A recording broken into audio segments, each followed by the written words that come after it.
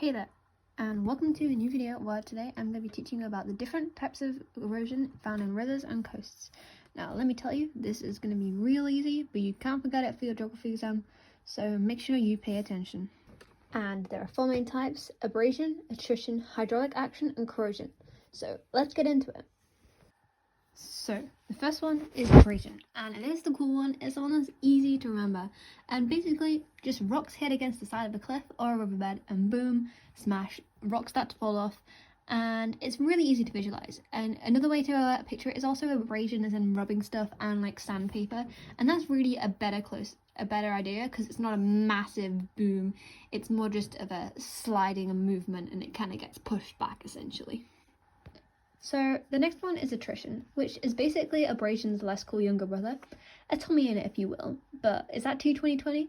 Essentially, instead of hitting the side of the river or hitting a cliff, the rocks hit each other, a civil war among the rocks, except they don't kill each other, and actually it leads to more abrasion in the end. So don't boo for attrition, it leaves more of the fun one. And that's really all you need to know. It's just some rocks hitting against each other, and then they start to break up into little pieces, which can then lead to more abrasion and just more little pieces. So the next one is hydraulic action, which is also a fun one, and technically involves explosions of air. Basically, whenever there's a notch on the side of a river or a cliff, for whatever reason, sometimes rocks are just like that. Maybe they're faults or joints, especially if they're a metamorphic rock, or maybe abrasion or other types of weathering, etc. So essentially the water goes swoosh into the notch. Maybe it's because of a particularly strong wave or some currents, and the air inside gets really compressed. There's often air just in water, or maybe it's on the side of the cliff especially, there'll just be air there. And this air gets really pressured and really annoyed essentially, and it pushes the water out with tons of force, a lot of force.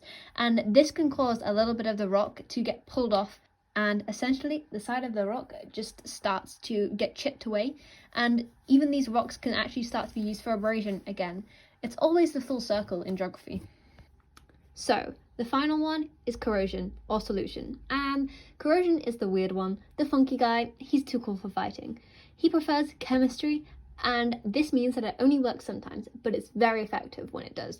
Essentially, if the rock is alkaline, which if you don't know what that means, pay more attention in chemistry, but it's the opposite of acidic. And one example of an alkaline rock is limestone, but there are plenty of other types. When the rock on the side of the riverbed or the cliff is alkaline, the water reacts with it, and essentially it just miraculously disappears. Obviously it doesn't, but the sediment, etc., it goes very far away. And why does this happen? Well, water is actually an anti-global warming kid, a Greta Thunberg, because it absorbs CO2. And this means that the water then becomes a little bit acidic because it creates carbonic acid. But you don't really need to know that. Essentially, just water is generally a little bit acidic, and if you have an alkaline rock, then the water is going to attack it. So yeah, that's it. That's the end of the video. This little crash course for all the types of erosion in water that you need to know for your GCSE geography or other types of high school geography. And do you remember? Try write down all the different types and the basic facts. And if you don't remember, then watch this video again. Hope you enjoyed, and if you did, like and subscribe, and come back here for the next time you need to do some revision.